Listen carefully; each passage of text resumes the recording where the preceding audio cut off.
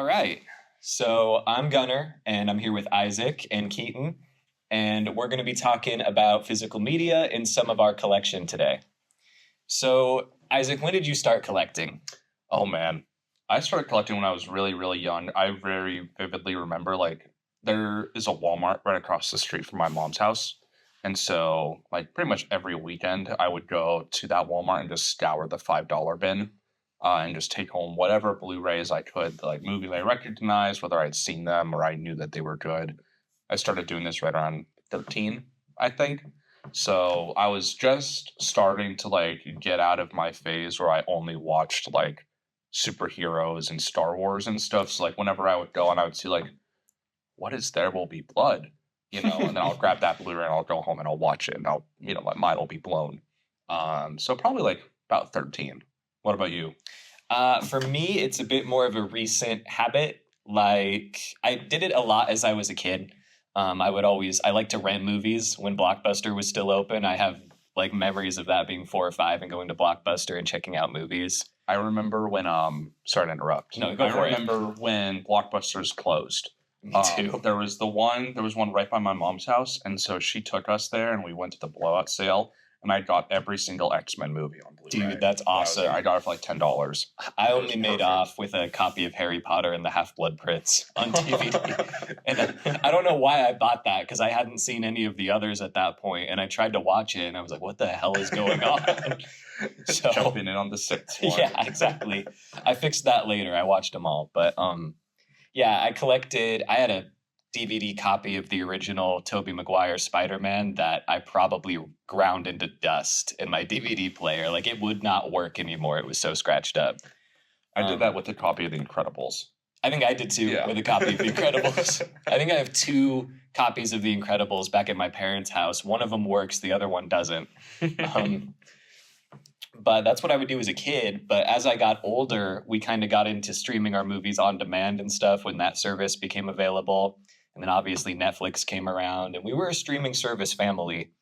I think it was sometime in high school, though, that I was looking for something that had previously been on Disney Plus or something, and it wasn't anymore. Mm-hmm. And I just got really, really pissed off at that for some reason. Do you remember what it was? I don't remember what it was. I had that issue with the Spectacular Spider-Man. Me too. That was a year or so ago. Yeah. I bought the whole series on DVD after that. I did too. So we're never going to worry about that again. No. But that's kind of my motivation for all of it. I stopped and I thought, and I was like, what's stopping them from just taking anything off streaming? And what if I want to watch it? Right, because even if you're buying something on Prime Video, you're not really buying the movie, you're buying the license to the movie. Exactly. So if for some reason Amazon stops getting the license for Harry Potter 6, then you don't have that movie anymore. Exactly. It's out of your digital library. But if you have the DVD or you have the Blu-ray or the 4K, then it's yours. Yeah, that's in my hands forever. Mm-hmm. And one of the movies that actually inspired me to start collecting was this. It was Dogma. That's Kevin Smith. Yeah, right? This is Kevin Smith. This is the first Kevin Smith movie I actually bought physically. I want to own his entire filmography, though. He's one of my favorite directors. I haven't seen that one. Oh, it's I haven't great, seen dude. Chasing Amy either. Chasing Amy's even better. Well, I hesitate to say that. I have a weird relationship with Chasing Amy because I really thought it was depressing and I didn't like it the first time I watched it. I was a freshman in high school. I think I'd just gone through a breakup, so it was killing me. But then I watched it a year ago as a grown-up, and I was like, damn, this movie has a lot to say. I watched Clerks for the first time about a year ago too. I loved it. Yeah. I love Clerks. Did you ever watch Kevin Smith's TV show, The Comic Book Shopping? No, I haven't, but I'm intrigued by it. That was for fun. sure. It was literally his comic book shop that he owned, and it's kind of like Pawn Stars, but just for comic books. It was really, really cool. Yeah, I'd be so into that. One of my favorites that I have is this. This is the Midsommar Director's Cut. On Blu-ray. So I believe only a limited number of these were made. I bought this for about $50 when it came out. But you can't get the director's cut of this movie anywhere else. And it adds, maybe you could get it streaming. I don't think so, though. At least physically, this is the only type of copy that's been made of it. It adds about 30 minutes of screen time. It has this beautiful art. Yeah, inside and out. that's gorgeous. This is what the disc looks like. Wow. It's just absolutely stunning. You got all this art on the inside. And then the best part, I like that it's like a book. yeah, Like it looks like a book. and it comes with an foreword that was written by Martin Scorsese. Oh, wow. So he writes about the movie at the beginning. You can read that before you jump in. This is one of my favorite things that I own. Do you think maybe if you weren't convinced on the movie yet, Scorsese might convince you? Yes. Yeah, absolutely. It's a really good forward. I highly recommend it. Yeah, that's kind of similar to what I got here. Dogma's looks like a Bible. Oh, that's 'cause really cool. They're kind of like being satirical about Catholicism and stuff in the film. And I think that that's one of the reasons that you couldn't find it streaming anywhere for the longest time. The Catholic Church was really, really tough on this one. And the other kind of elephant in the room problem with it was produced by the Weinstein Company. Oh, So sure. you couldn't, there wasn't much to be done about it. You couldn't really get it streaming anywhere. Kevin Smith couldn't re-release it on his own because it was all tied up in Weinstein stuff. That issue also happened with Scream 4. Yeah. It took me I love the Scream movies. It took me forever to find a way to watch that movie because it was like on streaming for like a month. And then by the time I have the time to watch it, it's off. And then, you can't, there was no real Blu-ray release of it for a long time because of all the Weinstein stuff. Yeah. So, yeah. I think we're kind of in an era where a lot of those rights things are starting to revert. Because I did recently hear for this one that Kevin Smith did get the rights to Dogma back. I saw that as well. So there's going to be a resurgence, I think, in Dogma. So this won't be special anymore soon, but it's special to me right now. That's still really cool. That's a great cover, too. Yeah, isn't it? I love that you can kind of see everybody. Like Kevin Smith and his buddy Jay and Silent Bob are down back there. You got Matt Smith, fucking Matt Damon and Ben Affleck. Salma Hayek. It also doesn't come off as like a typical floating heads poster either. No, it doesn't. That's kind of what I like about it too. Like it kind of has this contemporary artwork vibe. And you can tell it's a comedy because it's a Kevin Smith movie, so that's just how he does it. But it also kind of evokes these religious painting tones that I think they were going for. Because you've got Alan Rickman as the angel on one side. You have Jason Lee as Lucifer on the other side, and then there's God up here, Alanis Morissette herself. I really need to watch it. Yeah, it's great, dude. It's hilarious, but then randomly there will just be something profound in it. Like you'll go from them fighting a monster made of like actual poop to in the next scene, Alan Rickman comes down from heaven and has something like profound to say about Jesus Christ as a child and like the responsibility and burden of being a savior.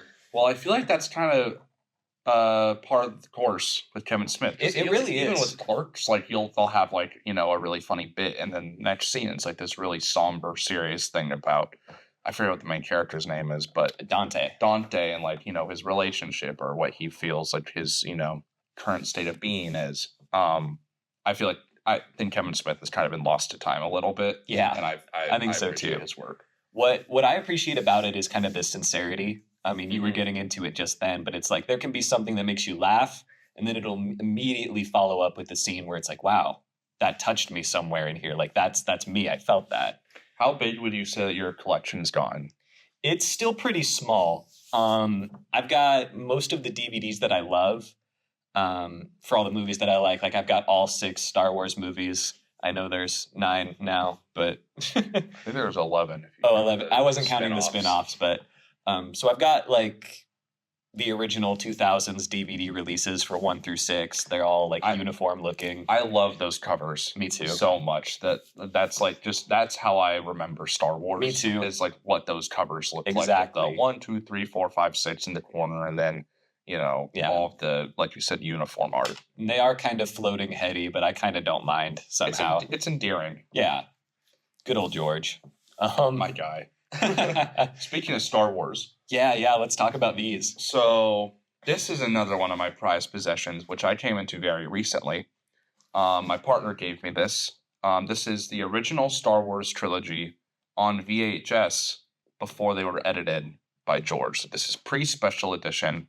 And on the back, he actually left a little message for us where he talks about how this is the last time that the Star Wars movies would be released in their original form before the alterations.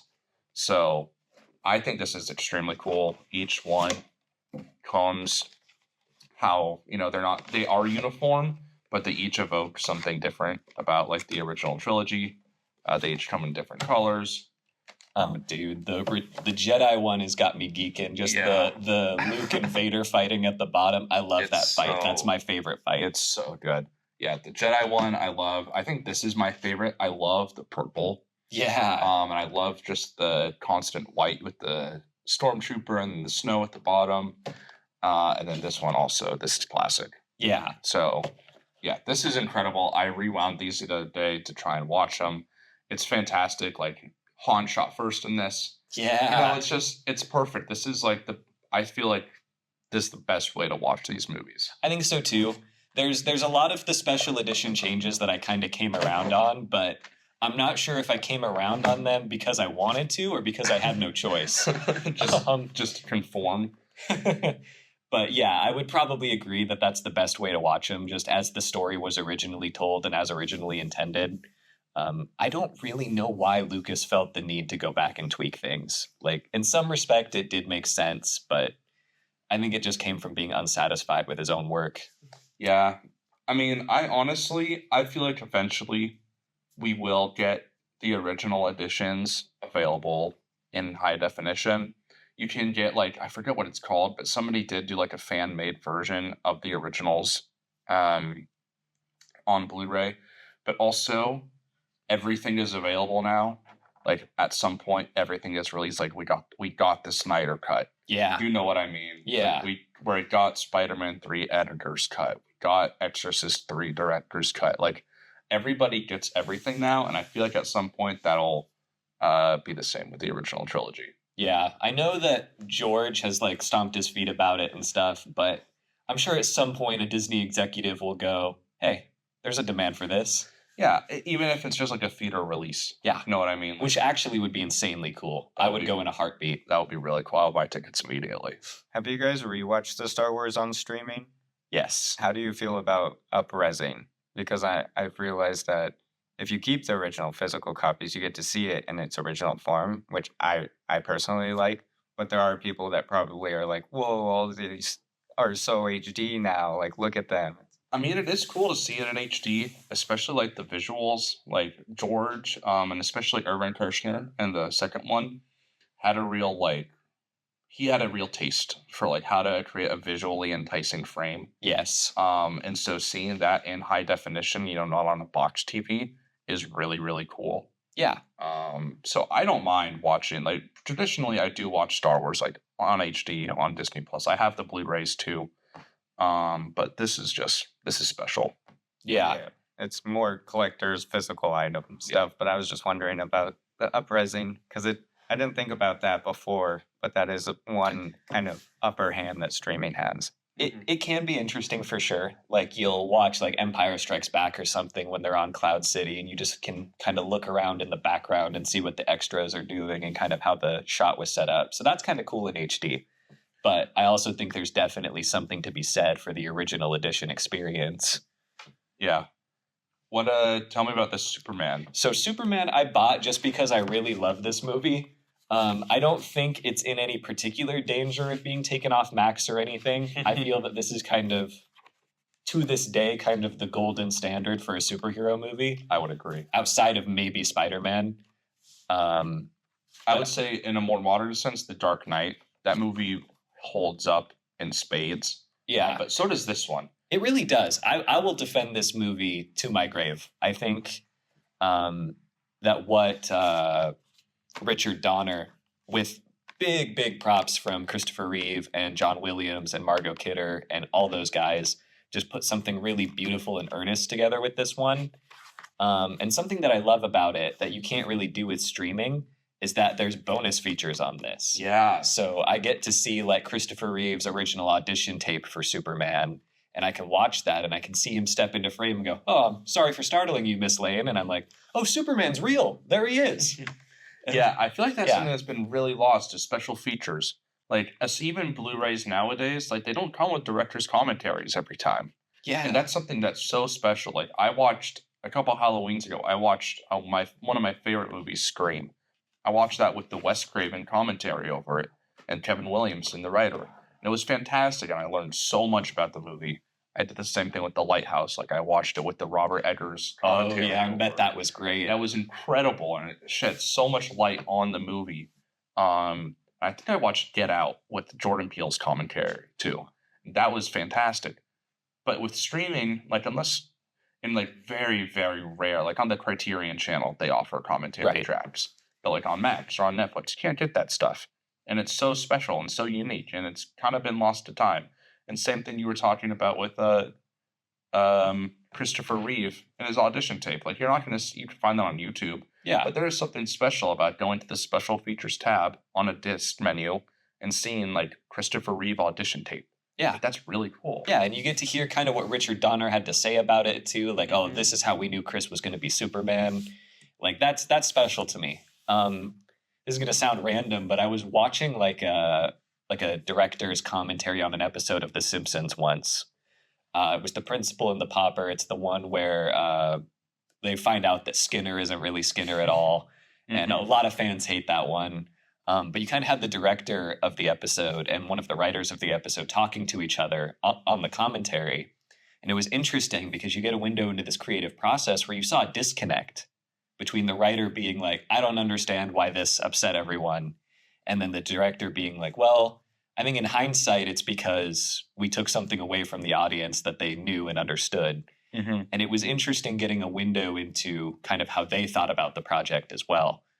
Yeah, I mean, that's something that you can only get on those type of special features, right? Yeah. This, I want to take a second to talk about. Yeah, go this. for it. This is my prized possession. This is my prized possession. This is every single Friday the 13th movie on Blu-ray. This is released by Shout Factory. They always do a fantastic job with preservation and Blu-ray releases. As you can see, this gorgeous art with every Jason from every movie on it. But the best part about this is that every single movie comes in its own case. Yes. And typically with like collections, like with a Star Wars collection, you'll get it all in one case. You'll have every movie, but it all comes in one case. But here with this, I have, the final chapter, part 5, on disc, and then I have a unique case for part 5, A New Beginning as well. Jason Goes to Hell has this. Like it's just all super gorgeous, all super uniform, and then it also comes with this little booklet just detailing the history. That's cool. Of Friday the 13th. I love the Friday movies. This is probably for my money, this is the best like collection set for any franchise. Really? This is incredible. I mean, the ability to have every single movie in its own case, that's so rare to come by, especially for a franchise this lauded and this long. I think it's really special. Are you willing to tell us and commit and tell us what your favorite Friday the 13th movie is? Oh yeah, absolutely. It's part 6. Part 6? Jason Lives. Really? Yeah. But I think that movie is the perfect blend of comedy and horror. And it's I think it's where the franchise finally found its footing. Like obviously it had installment 6, so they knew what they were doing at that point. But I think that's where they really rounded it out. I also love 4 and 7. 7 is the New Blood, and that's where essentially Jason fights Carrie. Oh, right. He fights a telekinetic girl. I think it's really, really cool. Yeah, that is sweet. I don't have it with me because it's back at my parents' house, but I actually have a complete 10-season box set of Smallville that's just like awesome. that. And each season is an individual disc like that.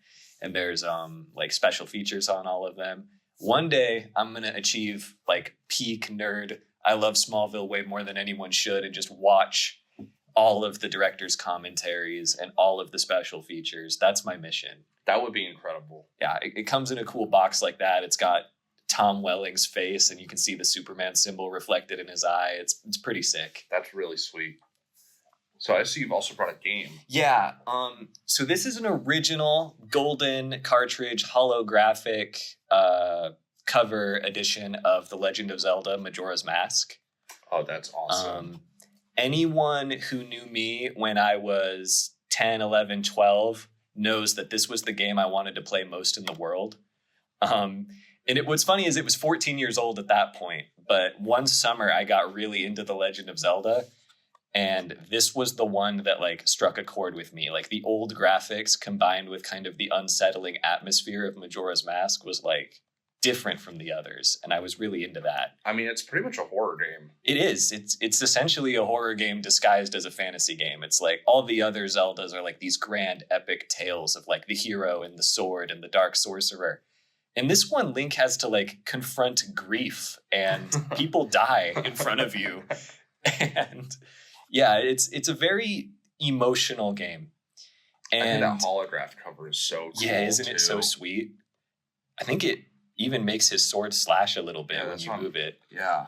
Oh, that's so awesome. Yeah, I got it when I was 13, and I plugged it into the Nintendo 64. That only cost me $40 somehow, and That's nice. They're way more expensive now, which is strange because at the time this game was 14 years old, and now that I'm thinking about it, it's like 24 years old. I mean, there's something special about playing it on the original console, too. There is. You can play that game on the Switch. You can, if you're willing to pay for Nintendo Online. Right. But, and it'll do you good. Yeah. But there's nothing like playing it. Well, that's the other great thing about it is I don't have to pay for greedy modern Nintendo's like monthly subscription to play. I just have it, and it's on the original hardware. I can play it as intended. And play it I did. I think there was one day where I just spent like a whole afternoon. I think it was the day after my birthday, just playing this. That's awesome. And I'll always have that memory, and I'll always cherish this cartridge. Even if I'm like emulating it or playing it on the Switch or something, I'm always thinking about this version of the game. Keaton, you also brought some stuff too. Yeah, I've got some stuff. I mean, what's interesting is you guys are talking about collecting it and buying yourself. Most of my stuff, like even the collection part, was inherited. Like Really? My parents had just tons of DVDs. We loved watching DVDs, and like when we were traveling on road trips, we would have the little DVD player in the car for me and my brother in the back. So it's always been there. And then you talking about this set, I did notice, like I have a couple box sets where it's like Lord of the Rings, Star Wars, and those are all in one. But then we have 007 from the beginning all the way to Casino Royale, all in individuals. That's and nice. It's like this big. It's crazy. That's dope. And so, I don't know, movies have always been like that. And then ever since like I was like 10 or 11, my mom sat me down and made me watch Good Will Hunting with her and was like That's a great explaining one. like how young they were and when they made it. That's like Affleck and Damon. Yeah. no, from then it inspired me like, oh, like I can do that. And so that opened my mind to even going into being a filmmaker and stuff. As for vinyls, I brought some vinyls, and modern vinyls are coming back, especially because me and my brother have started collecting these. He collects a lot more, like I collect a lot, but he collects a lot more rock, like grunge stuff. He's a huge Pearl Jam fan. Me too. But early on, we always bonded over like hip hop, and he would show me music, and I'd be like, "Don't tell mom I played this." And so like Kendrick Lamar's like mixtapes back in the day. So like, Oh, now that's awesome. we just buy each other every Christmas or birthday like a vinyl for each other. Oh, that's cool. So that's how we've started doing like a combined collection. And so it's artists we know, like he knows I like hip hop, even though I like more than that. So he gives me artists that he knows I like. Yeah. What all do you have there? I've got Mac Miller's Circles, which is the last album he was working on and released posthumously. There was like one or two songs that another producer touched up. So it's really like his last recording.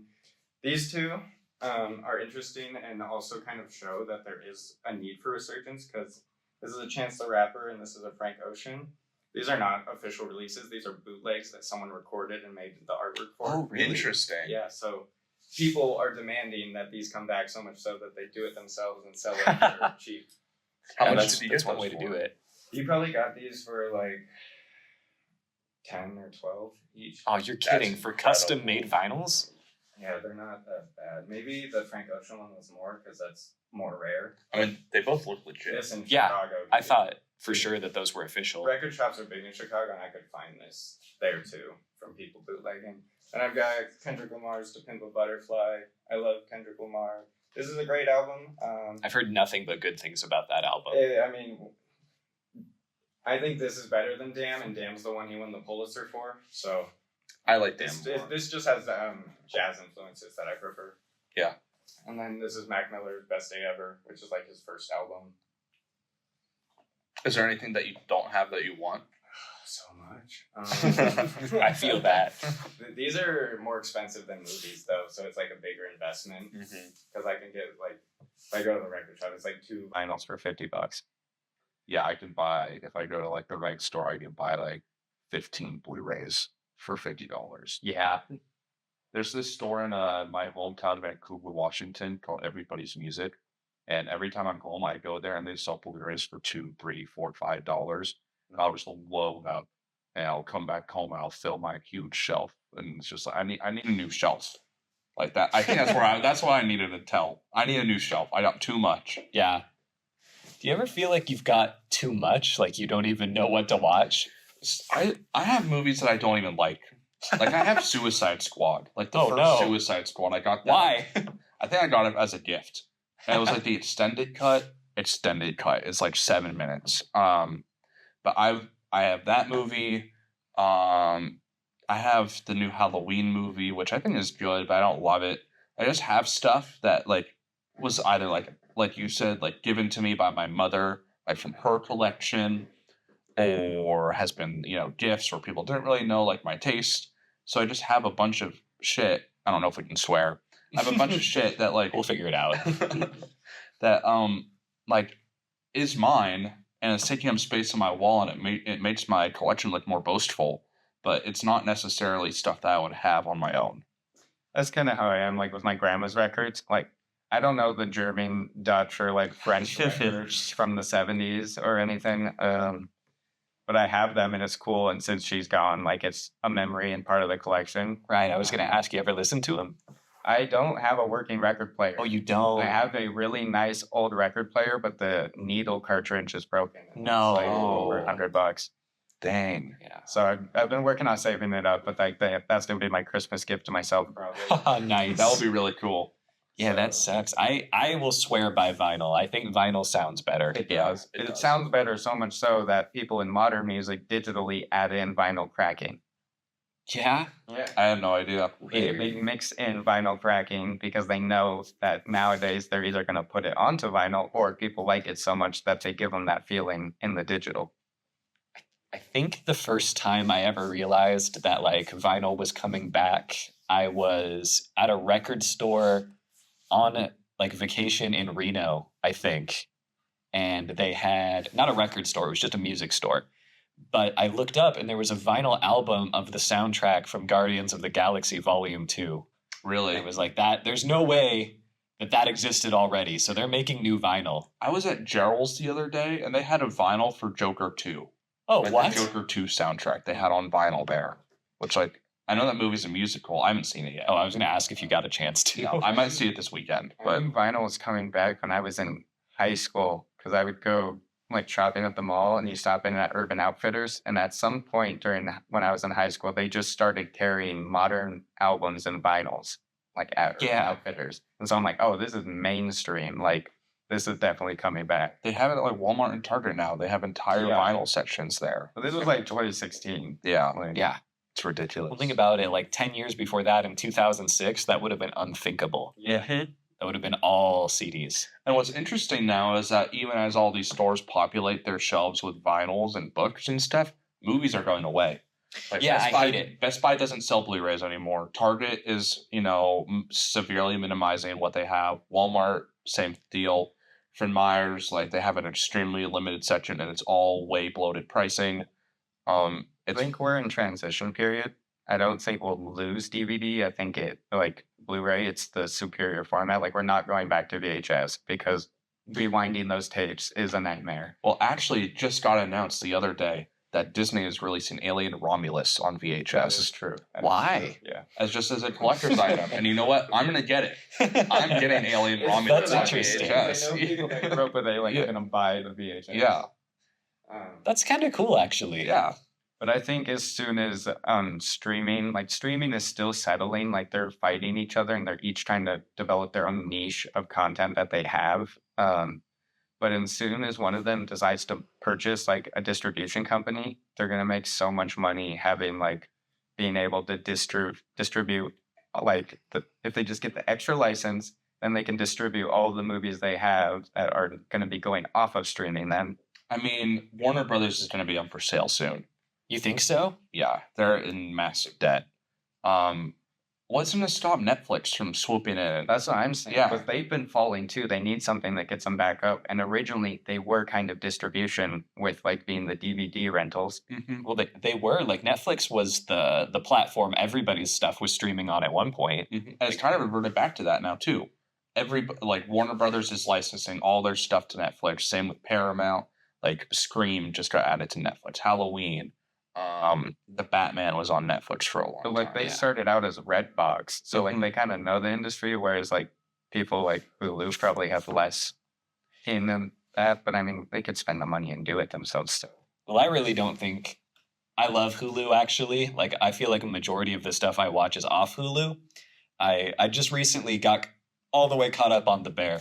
Oh, really? I'm Really still good not show. caught up. I'm halfway through the third season. Yeah.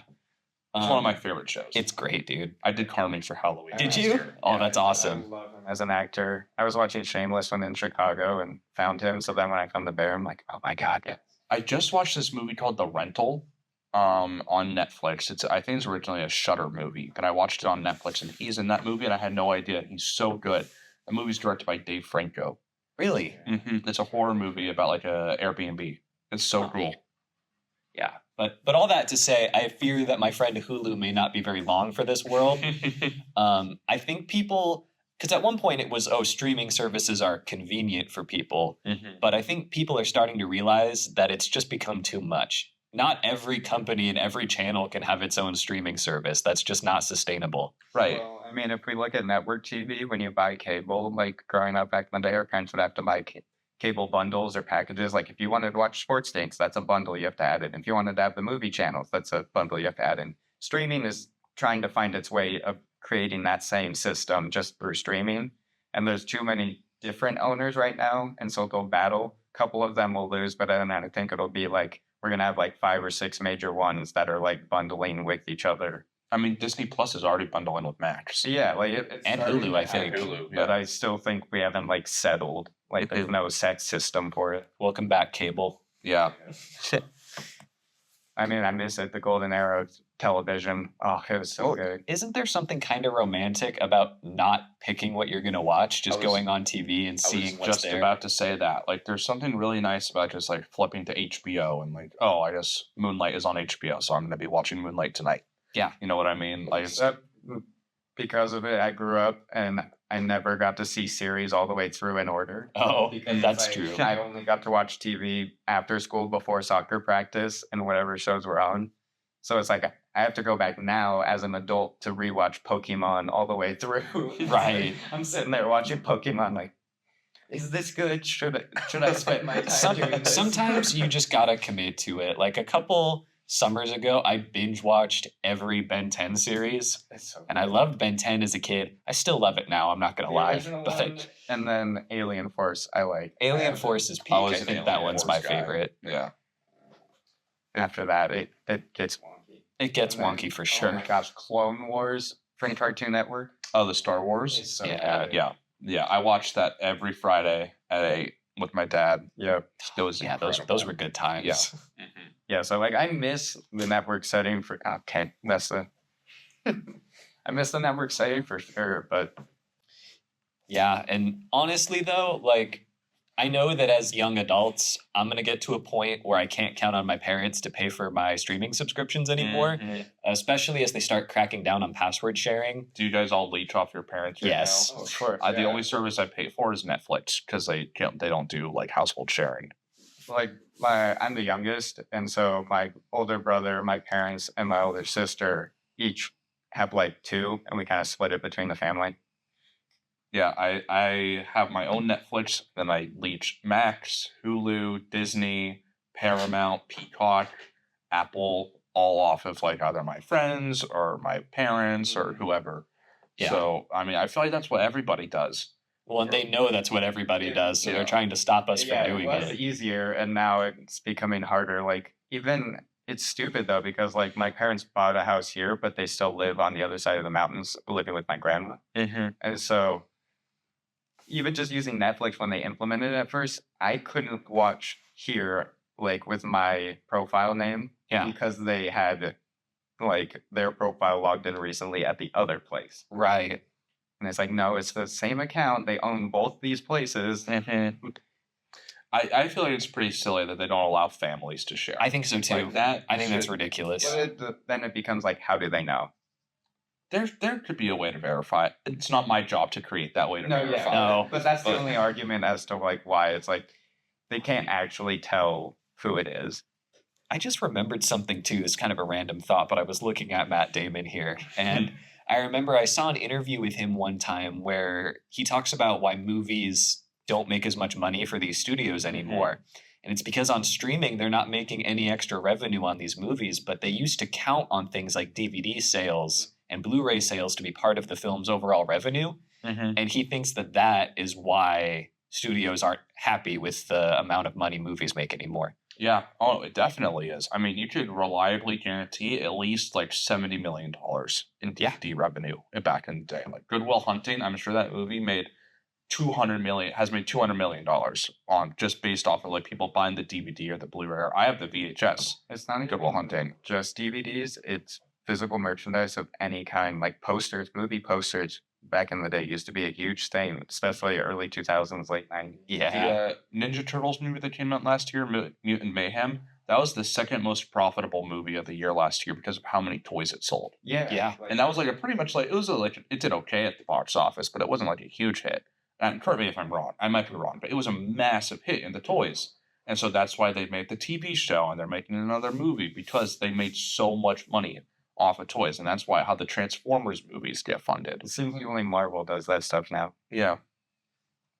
Yeah, I think because Marvel can afford to. Well, yeah. Marvel's got money to blow. Although I used to get frustrated when I was like younger than I am now, back when I was at an age when I still bought action figures. I would go in for like Avengers Age of Ultron and be like, these toys suck. I used to buy the Marvel Legends. Me too. I had all of the original Guardians of the Galaxy Marvel Legends. I have a Daredevil one. I bought the DC I have a ones Daredevil one too. Me too. Yeah. They're just not as good anymore. No, they're not. They're very cheaply made. But that's a whole other thing. Yeah, that's not physical media. You have any movies here that you want to talk about, Keaton? Is there any of these that are kind of significant to you, maybe? That's a great question. I mean, definitely. Did I grab Blades of Glory? Probably not. Yeah, Blades of Glory, Dodgeball. Oh my gosh, You're sorry, fine. Dogma. That's it. I'm blaspheming right now. The whole movie is just that, so you don't have to worry. But yeah, Benchwarmers, Blades of Glory. Benchwarmers is a great one. Like Will Ferrell, my brother loved him, and my parents were huge SNL fans. So like any SNL cast that then went on to create stuff, we watched that.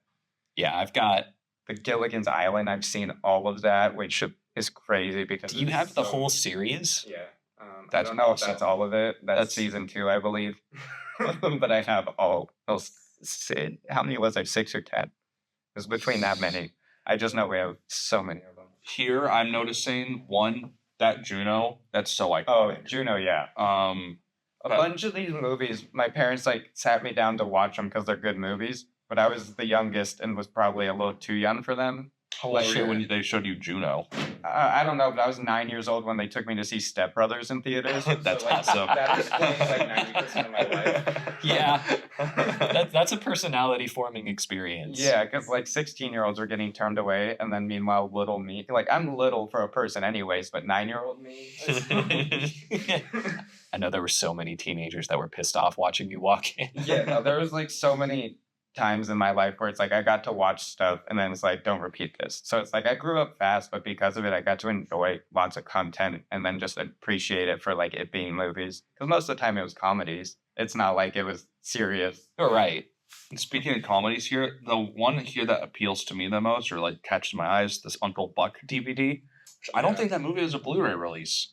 No, it's I don't know. That's like a part of those 80s comedies my parents love, like the Chevy Chases or this, but like some of the jokes definitely couldn't pass now.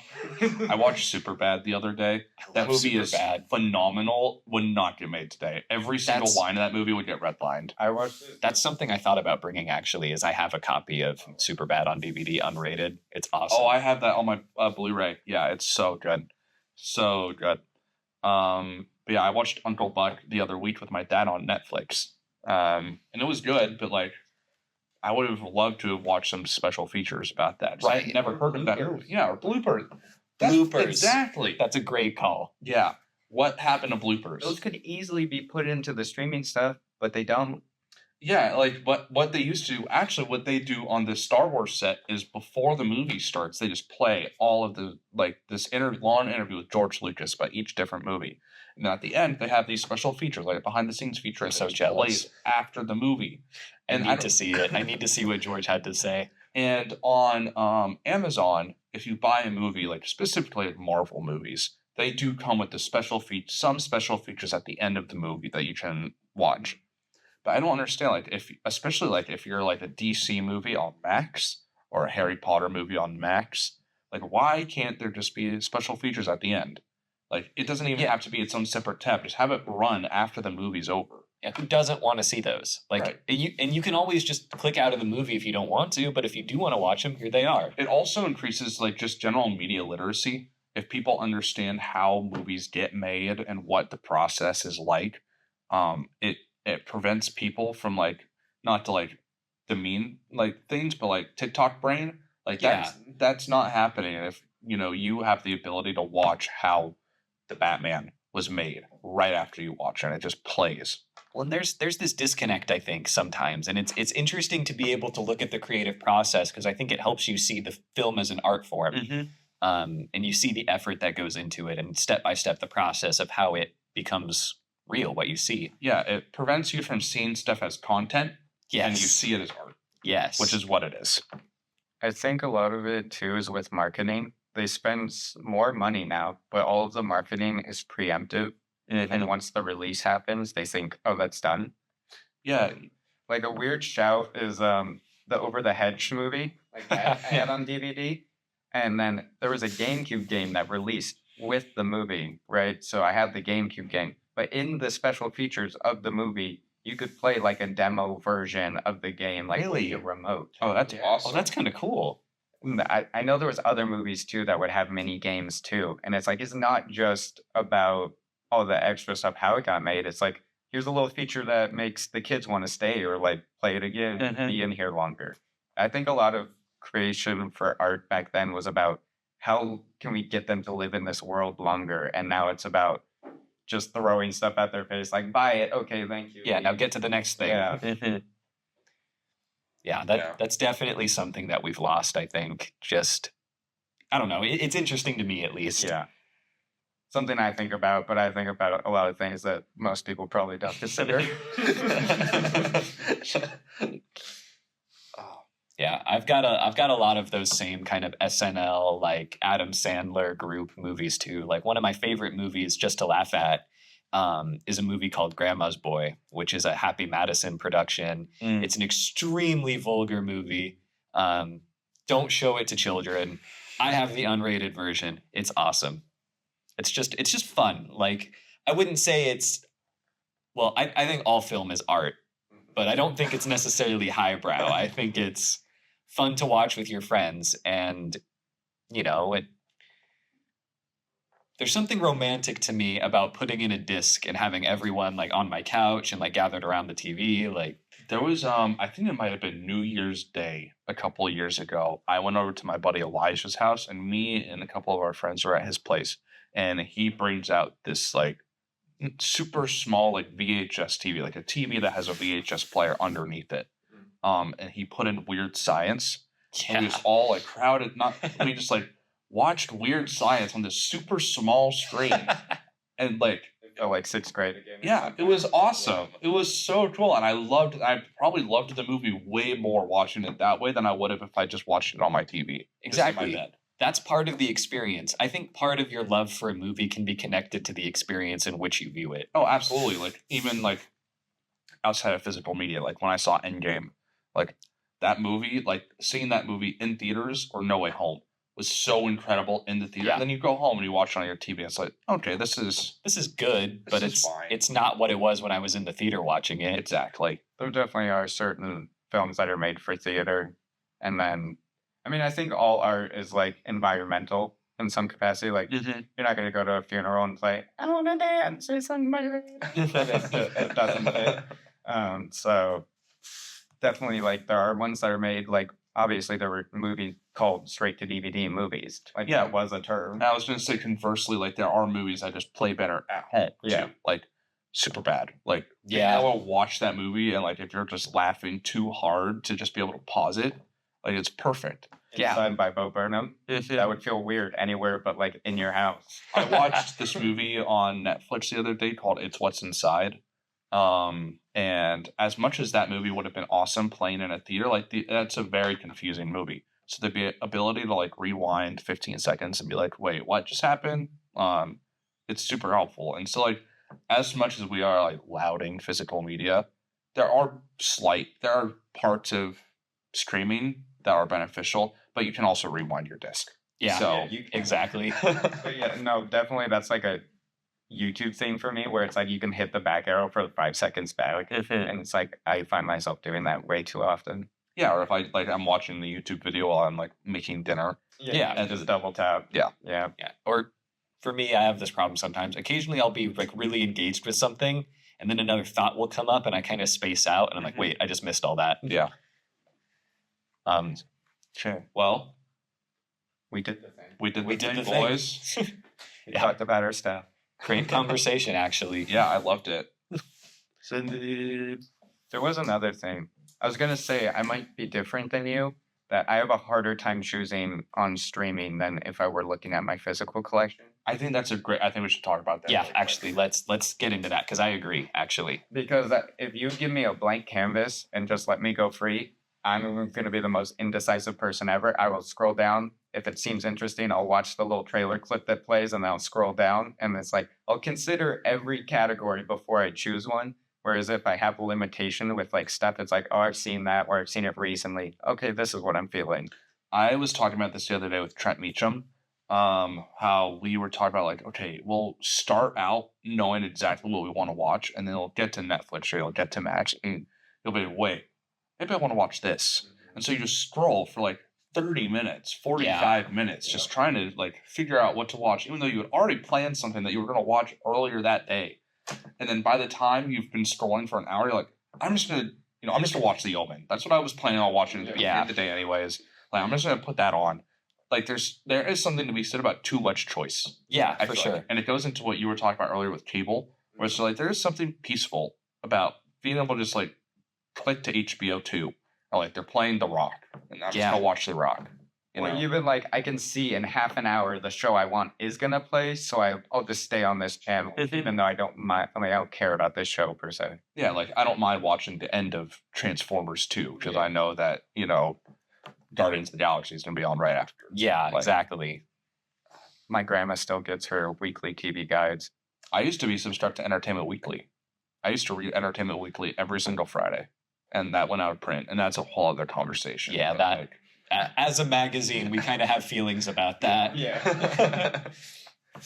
I haven't heard of anyone doing TV guide in forever, and then I go visit my grandma, and she still gets it every week. That's awesome. That is kind of cool, honestly. Something else that we kind of touched on at the start that I wanted to go back to was this idea of owning a license but not owning the piece of media you're watching. That really, really, really bothers me, actually. Like, and I think about it with video games a lot, especially. This is why I still buy physical video games and I don't really do digitals. They can pull your license anytime, and that just doesn't sit right with me. So that's why I like to own the stuff that I'm using. even with video games, like I have a physical PS5, but I have a digital Xbox Series S, and so like I have Game Pass, but like I could be playing the game on Game Pass and be getting really into it, and then they just remove it. And Yeah. it's gone, and I don't have that anymore. PlayStation just did that with like a bunch of games. Really? Yeah.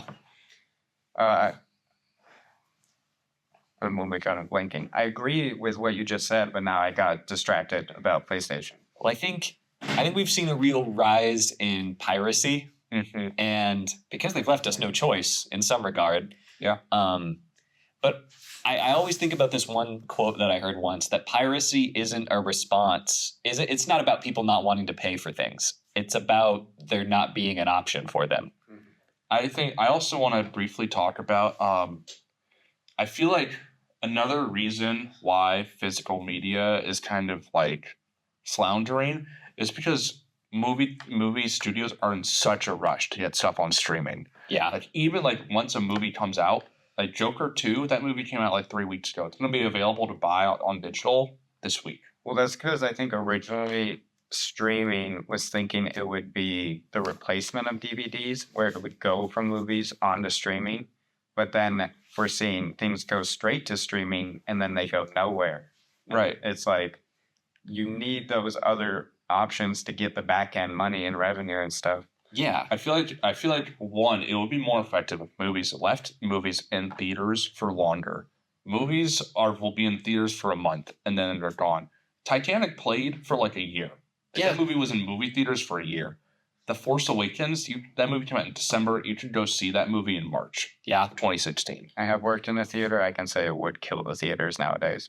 Yeah, I've worked in the theater too. But like even like Twisters, like this past summer, Twisters played until October. That movie came out in July, and I was working at the Grand Meridian at the time, and we were getting sell-out theaters for that movie every single week. My biggest regret is I didn't go see it. It was so good. I loved that movie. I really wanted to, and I just never got around to it. But like it's these movies. Some movies you can't leave in theaters for like super longs. But like Inside Out 2, like there's no reason to pull that movie after 4 weeks. Like that's a great especially when it's like one of the best movies that's come out recently. Right. Like if there's no reason, if the movie's still gaining traction, why pull it? And especially to pull it to just throw it on streaming and then a Blu-ray release 3 months later, like maybe it should be switched. Yeah. It should be the complicated business stuff, and the reason why I would not want to be the person at a theater who has to choose the licenses that they get. It's a nightmare job of trying to predict that stuff. Yeah. But I mean, I feel like it should be your movie's in theaters for like 6 weeks. At least. And then you're on Blu-ray and then you're on streaming. So I feel like that makes it more. Or streaming and Blu-ray at the same time, because there's people that would prefer physicals and can't afford all the streaming stuff. Yeah, even like we were just talking about Alien Romulus earlier. That movie's on digital now. It came out on digital this week. It was in theaters for a little bit. It's going to be on physical on Blu-ray in December. It's a month and a half between streaming and physical. But there's no reason for that. If you can buy it at home on your TV, you should be able to buy it at Walmart. Yeah, I agree. Well, I lost my thought. That one. I remembered. There was an extreme case that proves like that buying digital over streaming is like can save your life even, because there's that dude who, because he signed up for Disney Plus. Oh yeah. Oh, I heard So about that. because of all the stuff written into their whatever like policies, if you just buy the physical, you save yourself from that. You're not signing some weird contract agreement you don't know about. Yeah, as Disney slowly becomes more cartoonishly evil. Slowly. I mean, Quickly, rapidly. yeah, they were born out of like sweatshops of women painters. No, it's true. Yeah, we don't need to talk about Walt Disney's personal politics. Maybe we can cut that. Yeah. I mean, I took a whole class on that in my animation class. Really? Yeah, we had to learn about the origins of like animation studios, but then because of that, we had to learn about Walt Disney and how he did his practices. Yeah. It was just a lot of not paying people for work. And that still exists today. Yeah. CGI artists. That's still true. The industry's like inner workings have not changed much. Like I've done history stuff about like racial stuff. Same stuff happening like not even 10 years ago. And it's been like what, almost 100 years now? Yeah. Yeah, film as a medium is over 100 now, right? Yeah. It was like 19 teens that it was really popular, like became a thing. Yeah. I feel like this would be a good note to end on. Chris Nolan, when he accepted his Oscar for Oppenheimer, he talked about what you just talked about. Film is only 100 years old. and how it is still like, as long as the Earth doesn't burn out, still so young as a medium. So there's still so much left to happen in regards to streaming, physical media, actual movies. And he said, I'm happy to be awarded like this at the beginning of film and be recognized this as one of the early masters. And I'm happy to be an early collector. Me too. Yes, I'm happy to have inherited collections so that I have a place to watch the things that are nowhere to be found. Yeah. And what's great about it is we'll always be able to share it with other people too. Yeah, like I'll be able to give my kids every Friday the 13th movie right off the bat. Yeah. That's You better believe my kids are getting Superman the movie. Yeah. I have a bunch of Pokemon miniatures that my mom made us save from when we were kids. So like when you have kids, they can play with them. We're like, these are like from the 90s. They're gonna have way cooler toys. But yeah. All right. So thanks for watching. Yeah. Thank you.